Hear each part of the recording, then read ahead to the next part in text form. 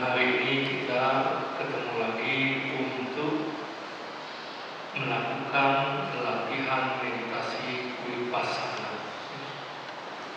Seperti biasa, sebelum kita memulai, Bante akan menjelaskan sutta sehubungan dengan meditasi vipassana. Nah, sebelum sutta dimulai, Bante ingin meresitasikan kalimat Pali. Tolong dengarkan baik-baik ya. Aham Bante sabba apatio awikaromi. Ada yang bisa mengulangi?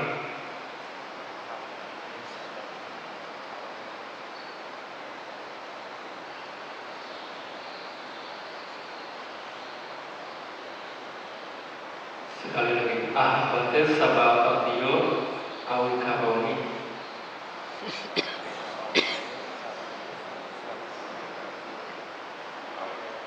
Yang agak panjang sedikit. Aham Bante sambahula randawatuka sabba apatio apajim tatum hemule patiseni. Apakah kalian bisa mendengarnya dengan baik?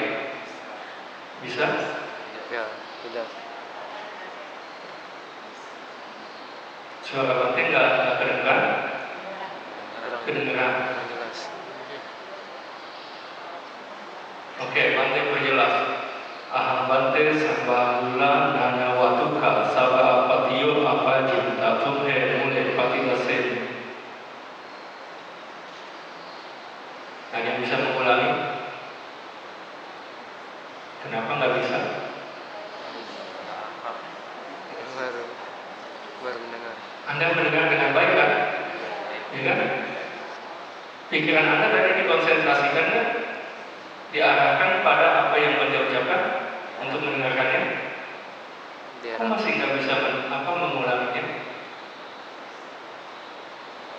Karena hal itu masih asing, belum terekam di memori Anda, ya kan? Kalau Bante mengatakan sesuatu, ya, yang Anda belum kenal sama sekali, itu akan sulit mengulangi. Karena belum terekam di sanya Anda, bukan di sanya, di pikiran Anda, ya. Apalagi kalau Anda mendengarkan tidak sungguh-sungguh, bahkan main handphone, ya kan, balas SMS atau WA, konsentrasinya lebih rendah lagi kan? Betul nggak? Pada saat konsentrasi Anda diarahkan penuh, ya kan, pada apa yang Bante ucapkan, kalian masih belum bisa menangkap dengan baik. Ya. Jadi itulah sebabnya Bante minta kalian untuk tidak mengaktifkan alat komunikasi. Selama mendengarkan Dhamma, tidak ada yang menggunakan alat komunikasi kecuali untuk merekam, ya. Agar pikirannya bisa diarahkan, dikonsentrasikan sepenuhnya pada Dhamma yang diterangkan dan pada Dhamma yang akan kita praktikkan, ya. Oke, sekarang Bante akan mulai ceramahnya, ya. Oh, satu lagi pertanyaan. Apakah semuanya telah membaca suttanya? Sudah. Ada yang belum membaca?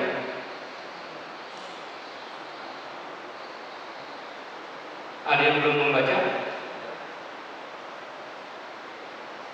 Oke. Tapi Anda dapat nggak? Yang belum membaca tapi Anda dapat nggak suttanya?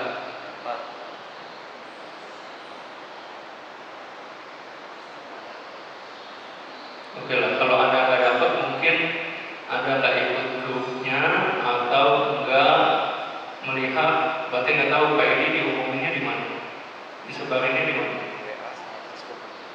Di WA atau di Facebook? Oke lah, ya itu apa? Biasanya ya Bante kalau bisa menyiapkan suttanya, Bante selalu informasikan suttanya. Jadi sebelum kalian datang, Bante harapkan kita waktunya nggak cukup banyak ya. Ini jam 8 kurang 12 gitu, ya. Karena harus harus cepat menjelaskannya ya. Apalagi Bapak akan mengulang ceramah sebelumnya ya. Jadi kita hari ini membahas 4 macam perjalanan meraih dhamma ya. Tapi sebelumnya kita telah membahas ya, itu Uga Tirtanu Sutta ya. Di sana dikatakan tentang 4 jenis manusia, 4 jenis orang ya. Seseorang yang memiliki pemahaman dan pengertian yang tajam. Yang kedua, seseorang yang mengerti setelah dijelaskan dengan detail. Yang ketiga, seseorang yang harus dibimbing. Yang keempat, seseorang yang pencapaian tertingginya adalah kata-kata ya. Nah, kita pada saat ini setinggi-tingginya ini menurut pendapat Bante itu nomor 3 ya. Tapi Bante nggak bisa menjelaskan lebih jauh lagi karena waktunya nggak cukup ya. Kalian bisa mendengarkan ceramahnya di internet lah. Kemungkinan di Facebook ada ya, hanya di Facebook atau di YouTube. Nah, nomor 3 ini ya, seorang yang harus dibimbing. Maksudnya apa? Orang jenis ketiga ini hanya dapat mencapai pencerahan bila mendapatkan bimbingan yang intensif dari teman yang baik, dan tentu saja harus disertai dengan usaha yang sungguh-sungguh dan kesabaran dalam mempraktikkan dhamma yang telah dipelajari. Nah, di Kudaka Nikaya ya, di Netipakara Pali bagian Naya Samutana ya, itu dikatakan orang jenis ketiga ini dalam mencapai pencerahan dia melakukan latihan yang disertai banyak duka, dan pencapaian atau perkembangan kebijaksanaannya ya, itu lambat ya. Jadi latihannya berlangsung lama dan banyak mengalami ketidakpuasan, penderitaan, duka ya. Malam ini kita akan membahas apa yang menyebabkan seseorang dalam melaksanakan latihan dhammanya, khususnya meditasi itu, banyak merasakan hal yang tidak menyenangkan atau ketidakpuasan atau penderitaan. Apa yang menyebabkan seseorang latihannya menyenangkan? Apa yang menyebabkan seseorang latihannya ya, perkembangan kebijaksanaannya cepat? Apa yang menyebabkan perkembangan kebijaksanaannya lambat ya? Ini Bante akan bahas setidaknya dari 2 sutta ini ya. Dari Anguttara kelompok 4 nomor 162 dan 163 ya. Withara Sutta dan Asubha Sutta ya. Nah, jadi di sini ya, seseorang dalam merealisasi dhamma pada saat dia melakukan praktik dhamma, praktik meditasi khususnya ya, itu digolongkan menjadi 4 macam orang ya. Yang satu ya, yang orang pertama ini perjalanan latihan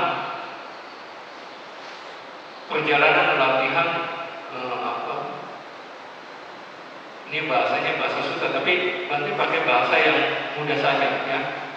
Perjalanan latihannya itu menyakitkan ya, banyak duka, dan perkembangan pengetahuan supernormalnya atau abinya ya, gampangnya kebijaksanaannya lambat. Yang kedua, latihannya banyak sakit, jalan pengetahuannya atau perkembangan kebijaksanaannya cepat. Yang ketiga, latihannya menyenangkan, nggak banyak sakit, tapi perkembangan pengetahuannya lambat. Yang keempat, latihannya menyenangkan, nggak banyak sakit, ya. dan pengetahuan atau kebiasaannya berkembang dengan cepat, ya. Jadi cepat mencapai pencerahan. Tapi seperti yang tadi dibahas di sudah sebelumnya, ya, kita ini setinggi-tingginya pada saat ini adalah kelompok yang ketiga, dan yang ketiga itu dikatakan banyak sakit dan perkembangan kebiasaannya lama, ya. Ini adalah sudah yang menjelaskan mengapa bisa jalannya lambat, bisa jalannya cepat, bisa jalannya menyenangkan, bisa jalannya menyakitkan. Nah, yang pertama, ya, apa itu dan apa para ibu yang dimaksud dengan perjalanan latihan yang menyakitkan dengan perkembangan pengetahuan supernormal yang lambat? Di sini para ibu, seseorang yang sifat alaminya memiliki kadar nafsu yang kuat dan dia sering mengalami penderitaan mental dan jasmani yang muncul sebagai akibat dari nafsu, ya.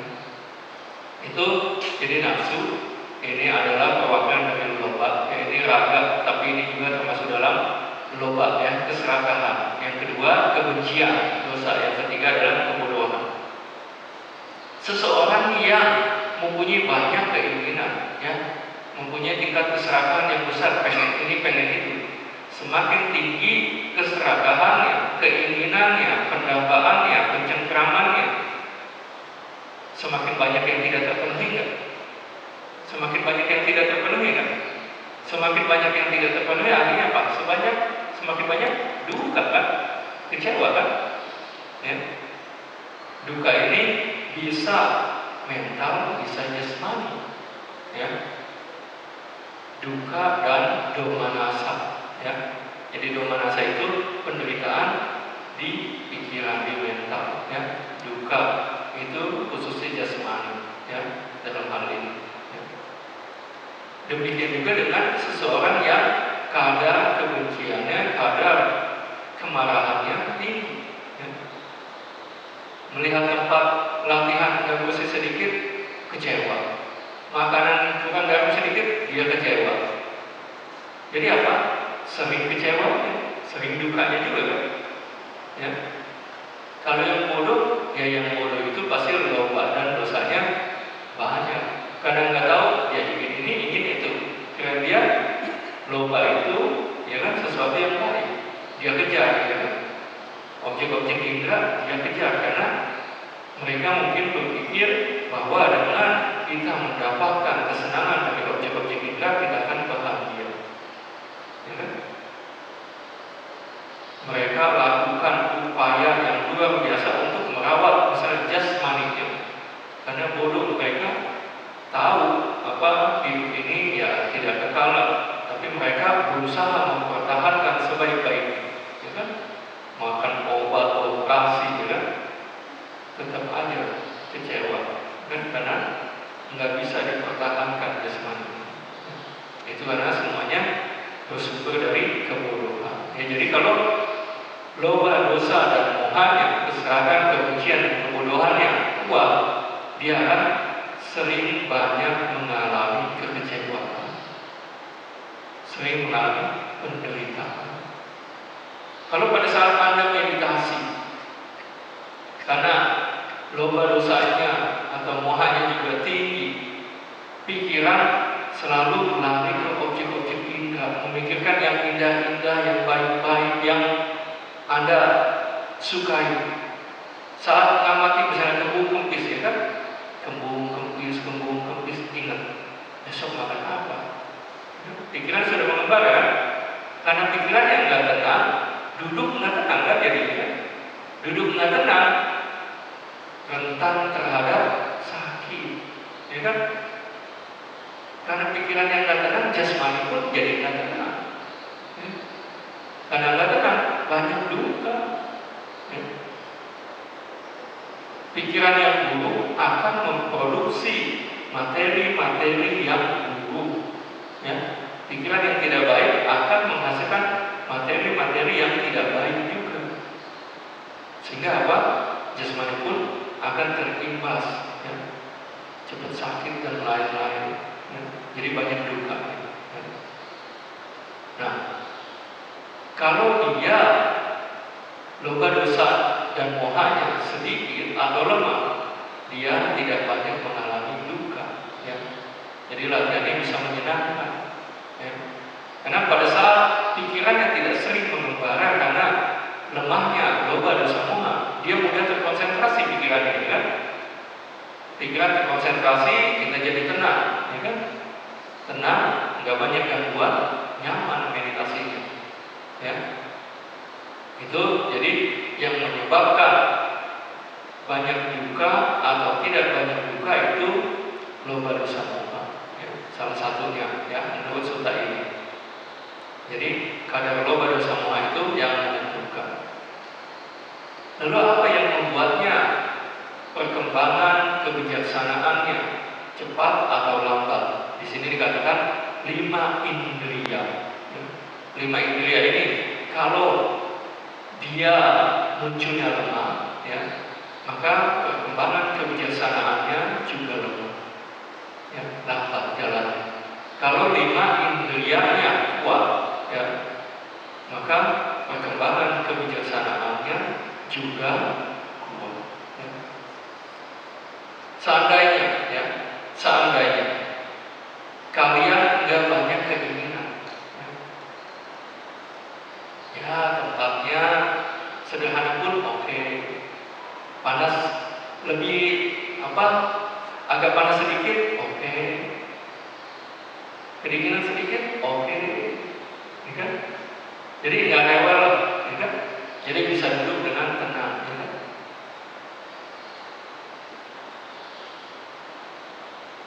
Tapi, ya, walaupun bisa duduk dengan tenang seperti ini, ya kan? Nggak mikirin yang lain-lain. Kalau usaha Anda lemah, ya, karena keyakinan juga lemah. Saya bisa nggak ya melakukan latihan ini? Saya punya paham yang cukup nggak ya? Kan keyakinannya lemah, kan? Karena keyakinan yang lemah, usahanya juga biasanya lemah, ya kan? Karena nggak yakin, usahanya jadi lemah. Karena usahanya lemah, saktinya nggak bisa selalu tertuju kepada objek. Karena saktinya nggak bisa selalu tertuju kepada objek, konsentrasinya nggak baik. Karena konsentrasi nggak baik, kebijaksanaan sulit muncul, iya kan? Jadi 5 indriya ini, ya, yang belakang tadi disebutkan, keyakinan, usaha atau wirya, sati perhatian murni, samadhi konsentrasi, dan banyak kebiasaan. Kalau 5 faktor ini, ya, lemah, ya, walaupun pikiran Anda tidak banyak mengembara, ya kan, nggak banyak dikuasai oleh loba dosa dan moha, jalannya lama, kebijaksanaannya naiknya lama, ya. Ada kan? Mungkin kalau yang suka meditasi, apalagi yang pernah ikut retret, ya kan, mungkin melihat ada, ya, temannya duduknya tenang, ya kan, tapi nggak banyak dapat hasilnya, ya. Karena apa? 5 indriya yang lemah, ya. Kalau 5 indriya yang kuat, ya kan, keyakinannya kuat, ya kan, saya betul-betul yakin akan ajaran ini, akan teknik meditasi ini. Keyakinan pada gurunya juga kuat, pembimbingnya juga kuat, ya. Maka dia melakukan latihannya dengan semangat. Karena semangat, satinya dapat terus-menerus dipertahankan dan selalu terarah kepada objek meditasi. Dengan sati yang bagus, sati yang kuat, yang berkesinambungan, konsentrasi benarnya juga baik. Ada konsentrasi yang baik, yang kuat, dia bisa melihat sebagaimana ada. Itu adalah kebijaksanaan, ya? Jadi kalau 5 indriya yang kuat, ya kan, cepat dapat kebijaksanaan. Setelah dapat kebijaksanaan, contohlah, ya kan, Sang Buddha berkata bahwa fenomena mental dan jasmani ya, yang menjadi objek pencengkraman atau pancu padana kanda ya, itu adalah anicca. Jasmani ini adalah anicca ya kan? Begitu ya kan, diamati melalui latihan yang sungguh-sungguh, dia merasakan, oh jasmani ini betul anicca, berubah terus. Sang Buddha berkata betul. Setelah dia melihat itu, keyakinannya semakin meningkat kan? Keyakinannya semakin meningkat ya kan? Karena keyakinan semakin meningkat, semangatnya semakin meningkat. Semangat semakin meningkat, satinya semakin kuat. Sati semakin kuat, konsentrasi semakin kuat. Akhirnya naik lagi kebijaksanaan. Jadi kalau 5 indriya yang kuat, perkembangan kebijaksanaannya cepat. Ya. Jadi kalau kalian sudah bermeditasi beberapa kali, masih di situ-situ juga, mungkin 5 indriyanya lemah. Mengapa itu lemah? Mungkin usahanya lemah. Ya. Usahanya lemah kenapa? Karena keyakinan. Nah, salah satu cara meningkatkannya, nanti lagi. Nanti akan masuk ke sutta yang kedua. Ya. Nah, sebelum itu bantu ringkas dulu. Jadi latihannya banyak duka, perkembangan kebijaksanaannya lambat. Itu karena banyak loba dosa moha dan 5 indriyanya lemah. Ya. Latihannya banyak duka, ya, tidak menyenangkan, tapi perkembangan kebijaksanaannya cepat karena loba dosa mohanya kuat, tapi indriyanya, panca 5 indriyanya itu kuat. Ya. Banyak duka, tapi perkembangan kebijaksanaannya cepat. Loba dosa mohanya kuat, indriyanya kuat. Latihannya menyenangkan dan perkembangan kebijaksanaannya kuat. Loba dosa mohanya sedikit, 5 indriyanya kuat. Ya. Nah, sutta berikutnya Asubha Sutta. Ya.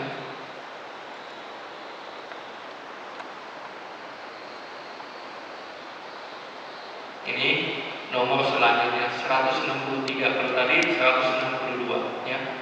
Paragraf pertamanya itu sama ya. Yang pertama ya. Nah, di sini dikatakan ya kan, apa itu yang dimaksud dengan perjalanan latihan yang menyakitkan dan perkembangan pengetahuan supernormalnya atau gampangnya kebijaksanaannya lambat ya. Di sini para biku, seorang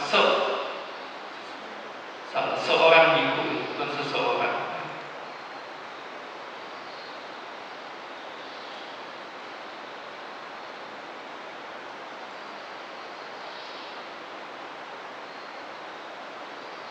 Seorang biku berdiam dengan melihat atau menyadari secara berulang-ulang keburukan atau sifat menjijikan dari jasmani, menyadari sifat menjijikan dari makanan, menyadari ketidakpuasan atau ketidakbahagiaan dari seluruh dunia atau alam kehidupan, melihat atau menyadari secara berulang-ulang ketidakkekalan dari seluruh hal yang berkondisi, dan terdapat persepsi kematian yang mantap pada dirinya. Nah, karena hal itu dia banyak mengalami duka pada latihan. Ini ringkasnya apa? Dia banyak melihat atau mengamati objek-objek yang tidak menyenangkan. Ya. Jadi persepsi jasmani yang menjijikan. Biasanya, ya, kita melihat jasmani ini indah, ya kan? Makanya kita rawat, kita pertahankan dengan sungguh-sungguh. Ya, dengan maksimal, diberikan makanan yang terbaik, minuman terbaik, pakaian terbaik, dan yang lain-lain. Ya. Tapi kalau kita renungkan sungguh-sungguh, ya kan, Rambut, rambut itu katanya indah, bahkan kalau untuk wanita adalah sebagai mahkota. Begitu rambutnya terlepas dari kepalanya, ya kan, jatuh ke makanan, makanan itu menjadi semakin menarik apa tidak menarik? Tidak menarik. Ludah, ya kan? Kalau masih di dalam mulut ya kita telan biasanya.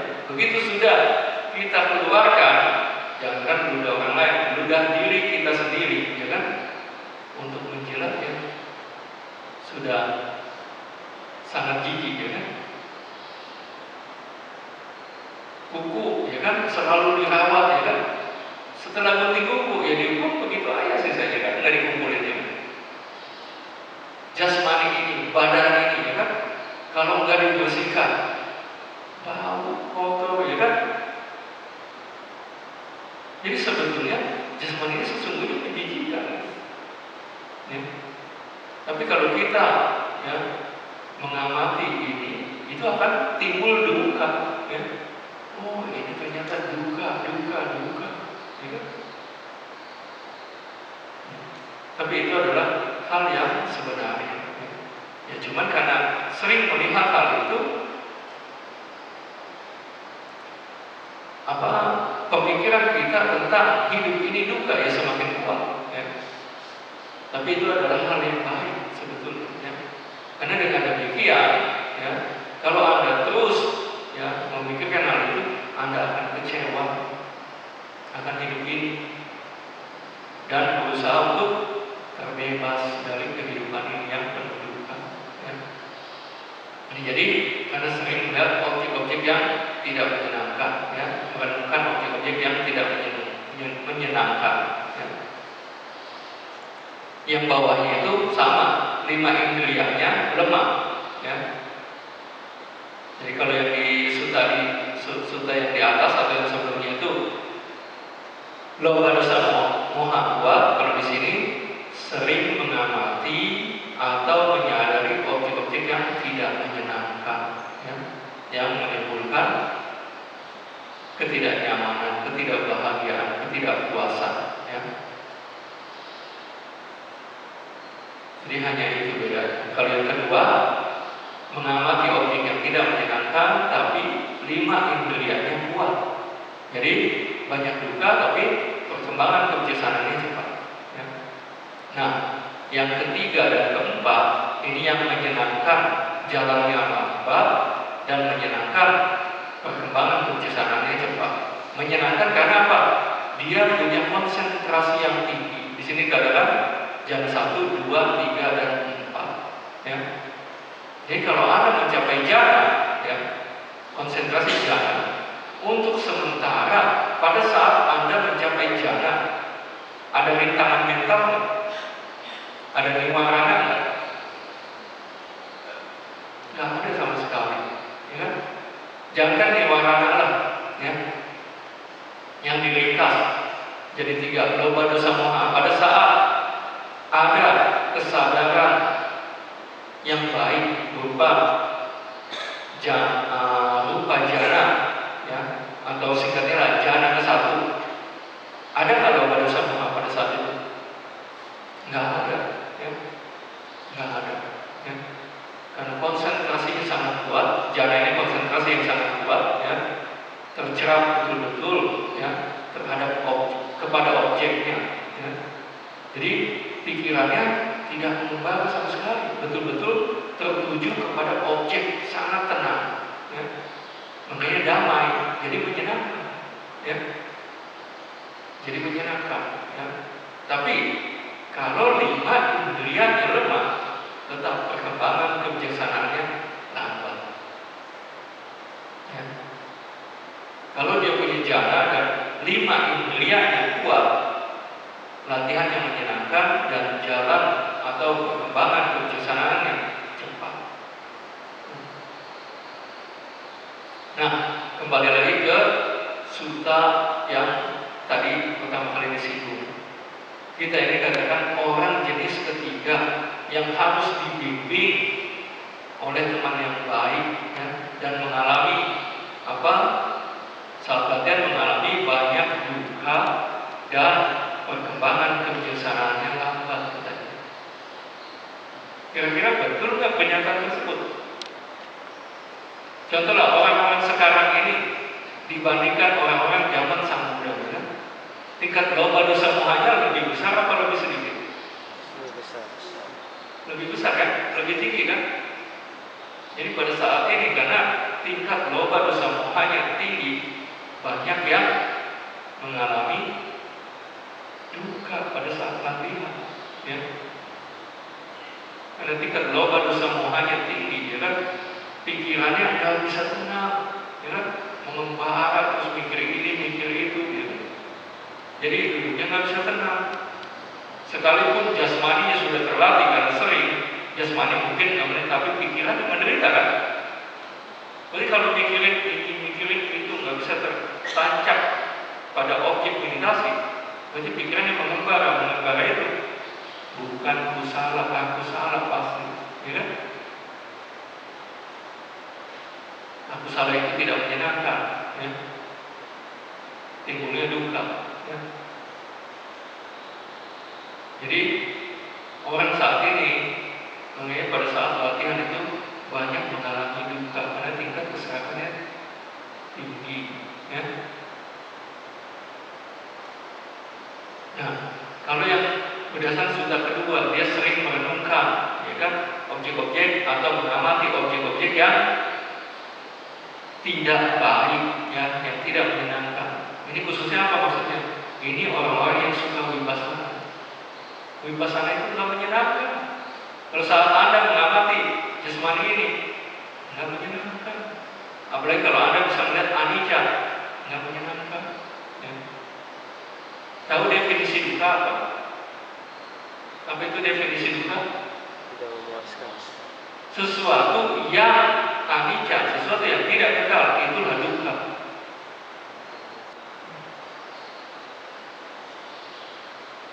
Karena kita melihat duka pada saat vipassana itu nggak menyenangkan. Ya. Kalau samatha itu yang punya jana, ya kan, dia menyenangkan, tenang hidupnya.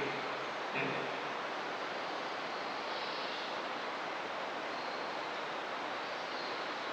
Karena samatha itu objeknya konsep, dia bisa nancap, ya.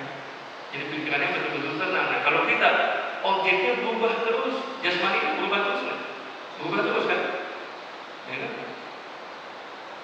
Sehingga apa? Kalau kita bisa melihatnya, kalau para meditator vipassana bisa melihatnya, dia akan mengalami duka.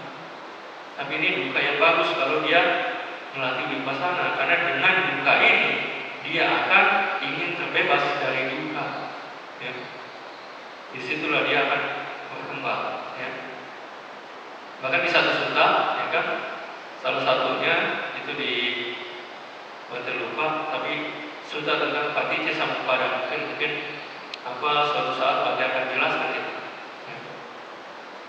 Keyakinan muncul dari mana? Dari duka tersebut. Ketika seseorang mengalami duka terus-menerus, keyakinan akan muncul. Kenapa? Ajaran ini mengajarkan apa? Hampir semua hal adalah duka, ya kan?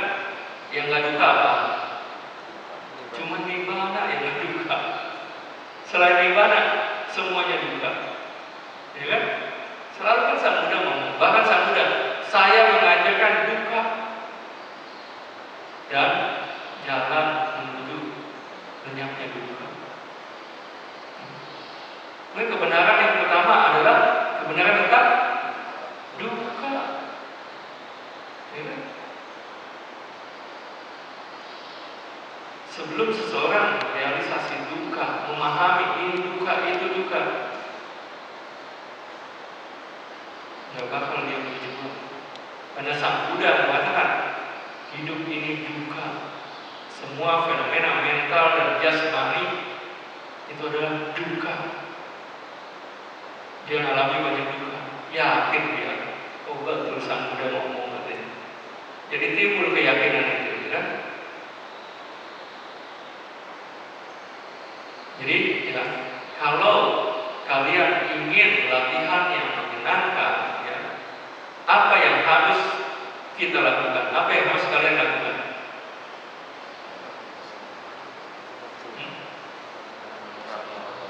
kurangi loh dosa mohanya, ya kan? Kurangi loh dosa mohanya. Ya. Kalau yang kedua, janganlah kalian tetap harus amati jasmani ini. Renungkan bahwa makanan itu juga hal yang menjijikan, ya kan? Jasmani ini menjijikan, makanan menjijikan. Alam semesta tentang dunia ini kekal gak? Enggak, jadi karena gak kekal itu pun duka, ya kan? Jadi apapun yang berkondisi adalah tidak kekal, itu pun duka. Nah kalau ini jangan dibuang, ini harus sering-sering direnungkan. Ya, kematian pun penting. Ya, jadi kalau kita banyak mengalami duka karena merenungkan hal-hal yang tidak menyenangkan ini, misalnya jasmani, ya kan, makanan, tentang dunia ini, itu adalah hal yang bagus. Tapi kalau yang pertama tentang loba dosa moha itu harus diperlemah. Ya. Cara memperlemah loba dosa moha yang paling gampang dengan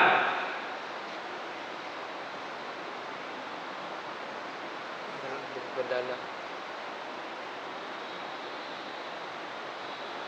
Dengan menambah pemahaman dhamma berdasarkan membaca, mendengarkan dhamma.